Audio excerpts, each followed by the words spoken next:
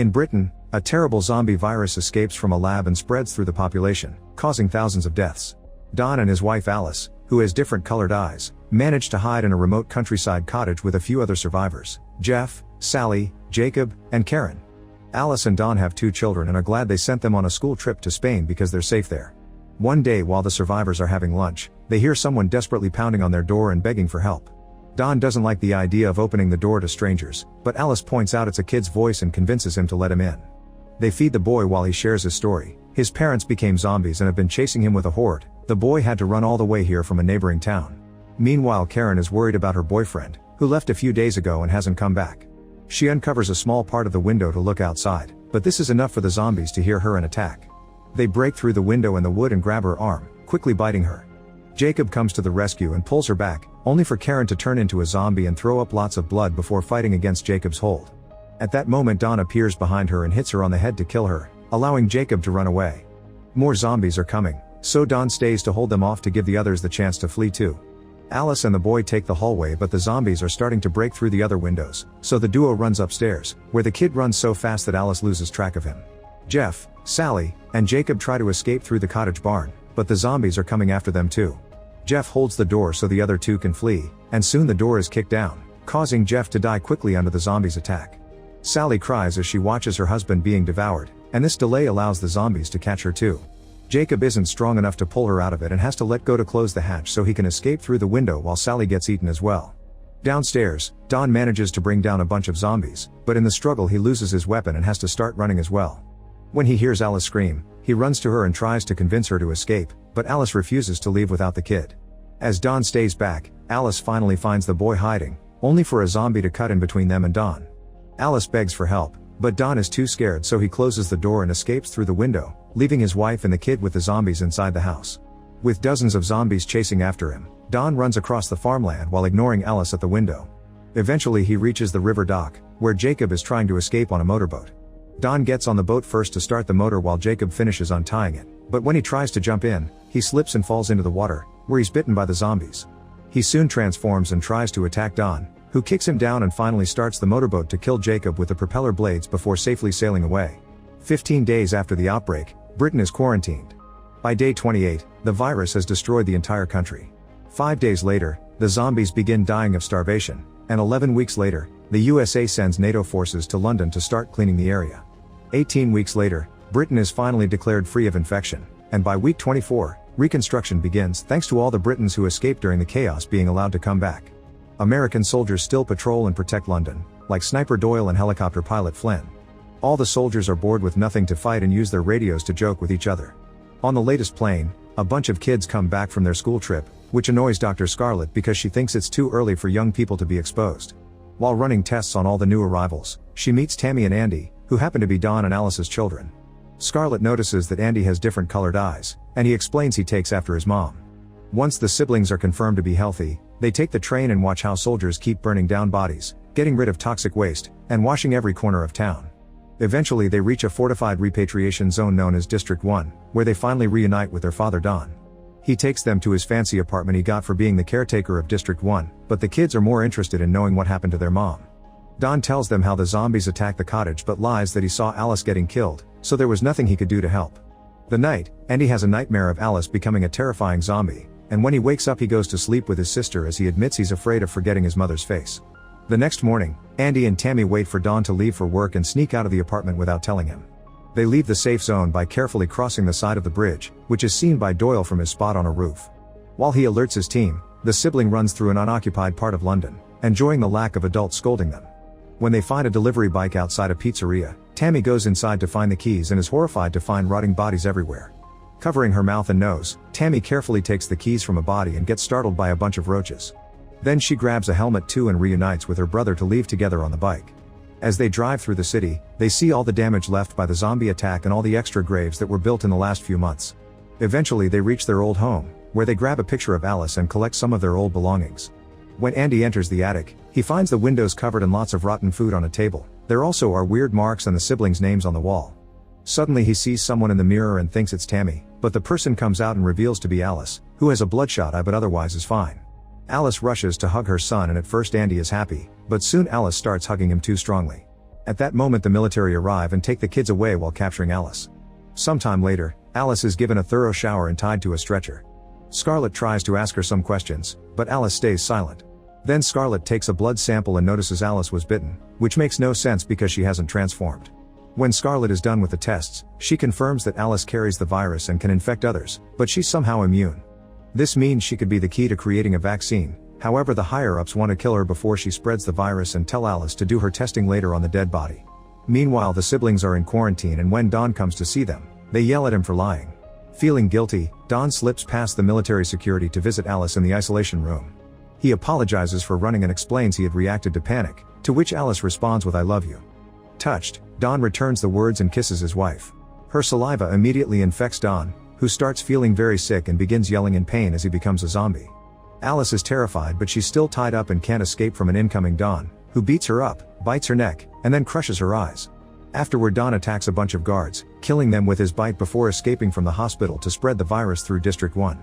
When the higher-ups discover what happened, they move to a safety bunker and execute a lockdown called Code Red. While the soldiers in town get ready to fight, Tammy and Andy watch their guard cross the door, only to come back transformed into a zombie. He begins hitting the glass trying to reach them until his head suddenly explodes when Scarlett shoots him. Then she frees the kids and takes them with her, seeing all the bodies in the building as they run. Soon they end up in a desperate crowd trying to escape, and when the soldiers try to tell Scarlett that civilians must go through another door, she announces that the kids are top priority figures. An argument ensues, and in the chaos, Andy gets separated from Scarlett and Tammy, getting pushed with other civilians into a safe room garage. Then the soldiers lock them all inside for their protection right before the power cuts out in the whole district. While waiting, Andy hears a noise and goes to check the door to find his zombie father covered in blood. Don goes crazy and shakes the door until he manages to break in, quickly jumping on the civilians to start biting them. Andy runs in panic and tries to hide while the virus begins to spread through the garage, causing people to panic and make the whole situation worse. Now Don isn't the only one biting people. Zombies keep appearing all over the room and making even more of them. Andy manages to climb on top of the crowd and crawls away until he reaches the ventilation system and hides in there. The rest of the people finally break the lock and take the stairs, which allows the zombies to also escape and continue to spread the virus. On the streets, enough emergency lights are turned on so the soldiers can run to the hospital and the snipers can provide cover. Soon the zombies reach the lobby, so Scarlett and Tammy begin running away while the soldiers open fire. Doyle and the other rooftop snipers kill zombie after zombie with admirable skill, but no matter how many they shoot, more keep coming out. It's also becoming hard to see who is infected and who isn't. They're supposed to shoot only the zombies, but seeing the chaos on the security cameras, the higher-ups admit they lost control and order the soldiers to kill everyone in sight. As the soldiers increase the fire and a massacre ensues, Andy comes out of the vents right into the middle of the chaos. Luckily he's in the sector watched by Doyle, who refuses to kill survivors. He proceeds to shoot every zombie around Andy and even the one that almost kills him, giving the kid the chance to escape with other survivors. A few zombies reach the roofs and begin killing other snipers, so after cleaning out the street, Doyle has no choice but to escape as well. The survivors run to hide inside a warehouse, where Andy reunites with Scarlett and Tammy and tells his sister about their dad. Soon Doyle shows up as well and offers to guide the survivors out of the area before the military kills them too. The group leaves the building through the back door and carefully sneaks through the streets, always making sure to stay in the dark so they won't be seen by other guards. When Flynn flies by with the helicopter, Doyle makes the group wait and distracts Flynn through the radio before making the group move again. Then Flynn drops some bad news: the military will be bombing all of District 1 in 4 minutes. Doyle convinces him to pick him up at Regent's Park, not telling him about the survivors. Afterward the group starts running toward the park, but a sniper kills one of the guys. The group rushes to hide, but the sniper never stops shooting and a few more survivors get killed in the process. Scarlett gets a flesh wound, and now the only ones left are her, the siblings, Doyle, and a guy named Sam. Once they're hidden behind a wall, Doyle tries using the reflection of a piece of metal to find the sniper, who immediately shoots the object down. This makes Doyle realize the guy isn't an actual soldier, just a civilian panicking. Doyle asks Sam to run in zigzag to distract the shooter so he can kill him, but Sam refuses, so Andy goes out instead. The zigzag running is enough to make an amateur fail all his shots and gives Doyle enough time to kill the guy with just one shot. Then Andy hides behind another wall and is shocked to see his father standing nearby, but before he can react, the group comes to pick him up and Don's image disappears. Then the group runs as fast as they can and climbs over a fence to get out of District 1 right before the area is bombed. Soon the whole area is blowing up, thousands of people are killed, and all of Scarlett's research for a cure gets destroyed. Flames go through the hospital windows and catch Alice, burning her to death. The group continues to run through a tunnel that is being reached by the flames as well, but they manage to get out before that building explodes too. The generals watch it all from their bunker and are shocked to notice a large number of zombies have survived the bombing and are escaping into London, entering every building looking for victims and causing chaos everywhere. In the morning, Doyle's group finally reaches Regent's Park, which has been abandoned since the virus broke out. While they wait for Flynn, Scarlett tells Doyle about Alice and the possibility of the children carrying the same gene that could hopefully create a vaccine. At that moment, Flynn contacts Doyle and tells him he's on his way, but they must watch out for the zombies that escaped.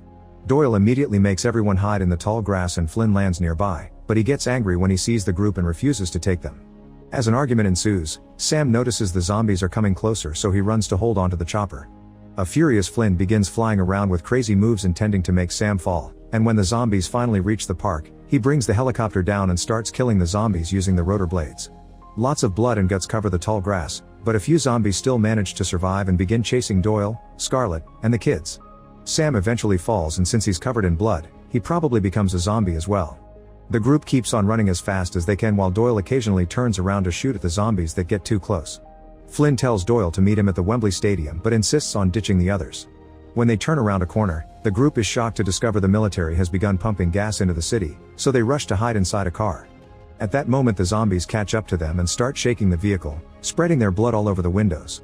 However, soon the gas reaches them and kills them all in seconds.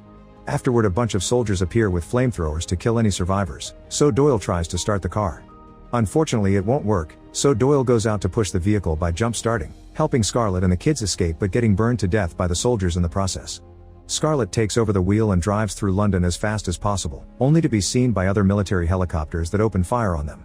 After dodging a few bullets, Scarlett drives the car into the subway tunnels, then they continue on foot. The lower tunnels are very dark, so Scarlett uses Doyle's night vision scope to guide the children down an escalator.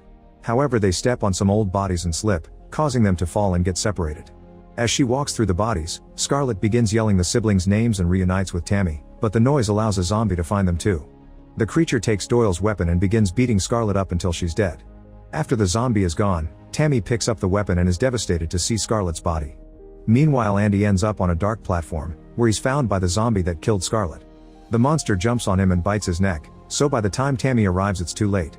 When the zombie raises his head, she's shocked to see it's her father, but after the initial hesitation she still shoots him to death. Then a crying Tammy checks on her brother, but Andy runs away in fear of infecting her. Tammy immediately follows him, and when Andy accidentally falls, Tammy finally checks on him to notice his eye is turning bloodshot just like Alice's, meaning he's also immune. Afterward, the siblings arrive at the stadium and give Flynn the bad news about Doyle. With no other choice, Flynn takes the kids away, flying over Britain to escape into mainland Europe. 28 days later, Flynn's helicopter is empty and abandoned in France with someone calling for help over the radio. Then a horde of zombies are shown running towards the Eiffel Tower, revealing that the virus has now spread outside Britain. Make sure to subscribe and turn on notifications so you can watch more videos like this. Thanks for watching.